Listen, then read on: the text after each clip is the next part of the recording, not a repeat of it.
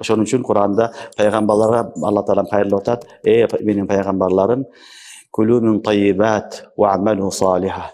Таййиб халалды жегиле жана амал кылгыла дейт. Жакшы амалдарды кылгыла дейт. Уламалар айтат, халал рызкы ошол адамдын жакшы болгонуна, такыбалуу болушуна, диндар болушуна себепкер болот дейт. Халал рызкыдан башталат жашоо. Рызкың халал болсо, иншалла, Аллах субханала таала ибадатка тавфик берет. Намаз окуганга, зикир кылганга, жакшы нерселерге ушул нерсе себеп болот. Себеби биз жеген тамак ошол жүз жеген тамактын таасири болот. Хадисте Расулуллах саллаллаху алейхи вассалам айтат: "Ла ядхулул жанна лахмун набата мин сухт. Куллу лахмин набата мин сухт. Фаннару аула биха." Ау кама кала алейхи салату вассалам. Харам жеген эт менен, харам менен тоюлган адамдын денеси дозокко кетет деген Расулуллах саллаллаху алейхи вассалам. Эгер харам жеп, харам менен денеңди чоңойткон болсоң, баккан болсоң, халалга маани бербеген болсоң, ал денең сени дозокко алып барат.